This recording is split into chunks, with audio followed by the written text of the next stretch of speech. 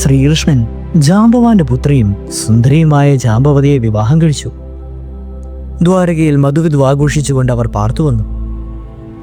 ഇതിനിടയിൽ ശ്രീകൃഷ്ണന്റെ മറ്റു പത്നിമാരിൽ പലരും ഗർഭവതികളായി തീരുകയും സന്താനങ്ങൾക്ക് ജന്മം നൽകുകയും ചെയ്തു. വിവാഹം കഴിഞ്ഞ് കൊല്ലങ്ങൾ പലത് കഴിഞ്ഞിട്ടും പുത്രഭാഗ്യം സിദ്ധിക്കാത്തത് ജാമ്പവതിയെ ദുഃഖിതയാക്കി തീർത്തു. അവളുടെ പ്രസന്നത ക്രമേണ നഷ്ടപ്പെട്ടു തുടങ്ങി. പ്രിയ പത്നിയുടെ അവസ്ഥ ശ്രീകൃഷ്ണനെ ആശങ്കകുലനാക്കി. അദ്ദേഹം ജാമ്പവതിയെ തഴുകിക്കൊണ്ട് ദുഃഖാകാരണം അന്വേഷിച്ചു. പ്രിയേ, നിന്റെ വിഷാദത്തിന് അടിസ്ഥാനം എന്താണ്? മിന്നലൊളികൾ ചിതറിയിരിക്കുന്ന ഈ മിഴികൾ നിറഞ്ഞു തുളമ്പുവാൻ കാരണമെന്ത്? പറയും. എന്നാൽ സാധ്യതമാകാത്തതായി എന്തുണ്ട് ഈ പ്രപഞ്ചത്തെ? ജാമ്പവതി നെടുവീർപ്പെട്ടു. അവൾ തന്റെ വിഷാദ കാരണം ഭർത്താവിനെ അറിയിച്ചു. നാഥ, സ്ത്രീത്വത്തിന്റെ സാഫല്യം മാതൃത്വമാണ്. വിവാഹം കഴിഞ്ഞ് കൊല്ലങ്ങൾ കഴിഞ്ഞിട്ടും പുത്രഭാഗ്യം സിദ്ധിക്കാത്ത ഞാൻ പാപിയാണ്. എന്റെ ദർശനം ദ്വാരകയ്ക്ക് കൂടി അപമാനമായി ഭവിക്കുന്നു. സപത്നികളുടെ അപമാനപാത്രവും തോഴികളുടെ സഹപാത്രവുമായി ഞാനിനി എത്രനാൾ വസിക്കണം? പ്രഭു, ഒരു പുത്രനെ നൽകി എന്റെ വേദന അങ്ങ് മാറ്റിയാലോ? പത്നിയുടെ വാക്കുകൾ ശ്രീകൃഷ്ണന്റെ ഹൃദയത്തെ അലിയിച്ചു. ഇതിന് പ്രതിവിധി ഉണ്ടായെങ്കിൽ മാത്രമേ ഞാൻ ഇനി ദ്വാരകയിലേക്കുള്ളൂ എന്നിങ്ങനെ പ്രഖ്യാപിച്ചുകൊണ്ട് ശ്രീകൃഷ്ണൻ യാത്രയായി. ഇക്കാലത്ത് ഉപമന്യു എന്ന പേരോടുകൂടി ഒരു മുനിശ്രേഷ്ഠനുണ്ടായിരുന്നു. പരമശിവഭക്തനായി ഇദ്ദേഹം ദ്വാരകയ്ക്കടുത്ത് ഒരു പർവ്വതത്തിൽ തപസ്സനുഷ്ഠിച്ചുകൊണ്ട് കാലം കഴിച്ചു കൂട്ടുകയായിരുന്നു.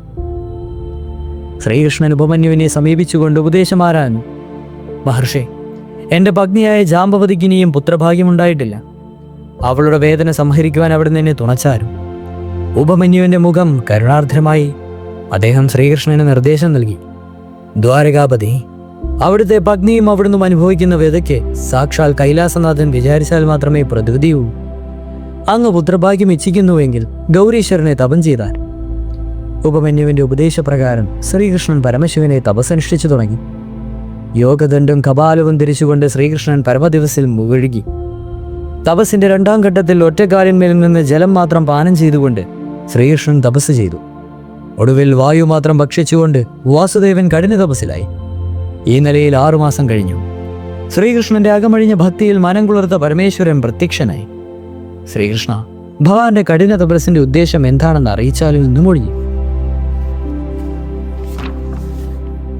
ശ്രീകൃഷ്ണൻ പരമശിവന്റെ ചരണങ്ങളിൽ അഭയം പ്രാപിച്ചുകൊണ്ട് പറഞ്ഞു, ഉമാപതി, സർവ്വൈശ്വര്യങ്ങളും എനിക്കുണ്ട്. എന്നാൽ ഐശ്വര്യങ്ങളിലും പുണ്യങ്ങളിലും പ്രമുഖമായ ഒന്ന് എനിക്കില്ല, പുത്രഭാഗ്യം. എൻ്റെ പ്രിയപത്നി ജാമ്പവതിക്ക് അത് സിദ്ധിച്ചിട്ടില്ല. അവളുടെ മനോമുഗ്രതത്തിൽ അനുദിനം വളരുന്ന വിഷാദമേഘങ്ങളെ അവിടുന്ന് തുടച്ചു നീക്കിയാലും പ്രഭു. ദ്വാരകാപതി, അവിടുന്ന് കാര്യകാരണങ്ങളായ കുറിച്ച് ബോധവാനാണ്. എന്നിട്ടും ചില നിമിഷങ്ങളിൽ പ്രപഞ്ചലീലകളിൽ താങ്കളും അജ്ഞനായി ഭവിക്കുന്നു. രാജൻ, ചരാചരങ്ങളെ ബന്ധിക്കുന്ന ലീലയുടെ മായാഭൃഭയിൽ നിന്നും താങ്കളും മോചനം നേടിയിട്ടില്ല.